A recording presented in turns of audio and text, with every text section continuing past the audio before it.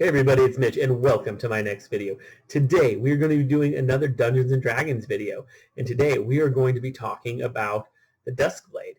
Again, we're going to be talking about some spell advice for them this time though. So we're really going to just dive in deep and talk about, what kind of spells would be good for them. So this is somewhat, it's sort of deep, sort of not deep, this particular one. We're just going to be doing kind of a broad overview of spellcasting for them, and kind of what you should keep in mind when you're choosing your spells. So the spells that you're going to get, you're somewhat limited in what you pick. You can only know so many, so you're going to need to keep that in mind.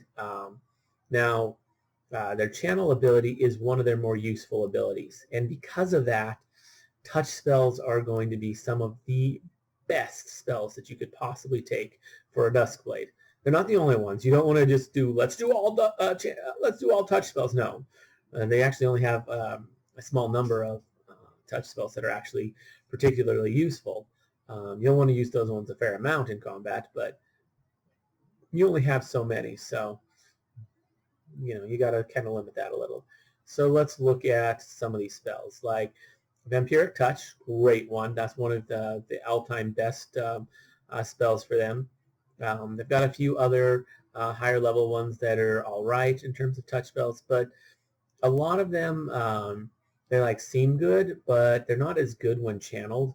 Like some spells, you can use them. I think like Chill Touch, you can use it and it'll last for a while and have all these extra effects. It doesn't really work that way with Chill Touch, with the channel. It's a one-time use thing. Kind of sucks for that reason. Like, it's still okay, but it's not as good as it would be if it wasn't channeled. Now, you could also channel spells from other classes as well using that, which can be very potent, but we're not going to talk about in this video. I just wanted to mention that, yeah, you can channel from other classes by, taking, some levels in other classes. Now, and there's also items you can get and whatnot to gain spells. And and the way the rules are written, it seems like, yeah, you should be able to channel any spell, even if it's not a Duskblade one. So there's only so many spells though, like not that many. A few of them are okay, but it's pretty limited. You're going to want to take all the good ones, whether it's particularly useful. You need to keep in mind, like with Vampiric Touch, it's just, say it's one time. It's not like something where it's going to do more damage when you get a hit. More uses of it, like with Chill Touch or something like that. Like that kind of requires that you hold. It just doesn't work. With Channel, you get like one hit, and then that's it. So, whereas I think Chill Touch you can get like multiple uses out of, which like I say, I kind of repeating myself a bit, but you can't do that with that. So you got to keep that in mind. You got to keep in mind like a few other things. If it requires if you get like a save, tends to be less good, mainly because Duskblades have a lot of abilities, so there's a decent chance that their saves aren't going to be particularly high, just because there's so many abilities that they have to put in. So yeah, their intelligence isn't likely to be super high to the point where the saves are going to be amazing. So if it offers a saving throw, it's going to be less good cast from a Duskblade for that reason. So that's an issue. But if it doesn't, then it's great. Now, even some that do can be okay, but it really just depends. But that's one thing you got to keep in mind. So yeah, there's only a handful of decent touch spells that don't have to worry about that. You want to grab them all, and yeah. In terms, now there's other spells. The next thing you want to use other than touch spells to take advantage of your channeling, which how you do that will actually vary between whether you can do multi-channeling or not. Like once you get to the point where you can, at level 13, where you can start like hitting some do like a full round attack all with like one channeled spell and hit everybody with it. Once you can do that, that changes everything. That's a major game changer.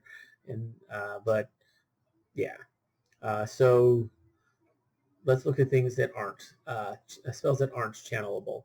The next best one, other than besides touch spells, would be buffing spells. Spells that give you bonuses that make you just stronger. They get some really good ones, like they get Greater Magic Weapon. Great spell. They can save some money. Only make their weapon like a +1 if they wanted, with some enhancements on it, and then use Greater Magic Weapon to make it effectively a +5. Pretty good option right there. So yeah, there's definitely some good stuff with that. They have a number of spells that can give them, shield bonuses and deflection bonuses, which can be very nice. They give a number of spells, like they have all the spells that can increase their stats, which pretty good at early levels, not so great later. I mean, you can just get an item to do that. That's generally better than using a spell. So, I mean, they get a number of decent ones. I'm pretty sure I'm forgetting some, but yeah, there's a decent number of buffing spells that you want to look into. Now, in terms of utility spells, there's quite a few of those that they have that are quite useful. So you can always use stuff like that. They get a lot of spells at way earlier levels than other casters, so they get a lot of really good stuff early, which is really nice. So definitely something to look into. On top of that, they get some decent blasting spells, they get Disintegrate, so that's not bad. They get a few other ones, like you can't channel these, but they're just decent blasting spells to have around. Number of different options. Definitely want to look more at the buffing spells and the channel spells. The really good channel spells, you definitely want to grab like all of those. And you also are going to want to grab a decent number of those buffing spells. Don't grab too many ones that will become redundant later. I mean, maybe grab some and then you can just swap them out later, but you can only swap out so many, I think. So, yeah. But anyways, that's mostly all I have for spell advice for the Duskblade, at least for now. We'll do more in-depth video later. So anyways, let me know what you think of the video. Let me know, what spell advice you'd have for a Duskblade in the comments below. Also, if you enjoyed the video, consider giving it a like. Consider subscribing to the channel for more videos, because we're doing these all the time. And, maybe ring that bell to get those notifications, because YouTube's terrible about actually notifying people. Anyways, as always, I'm Mitch, and I'll be seeing you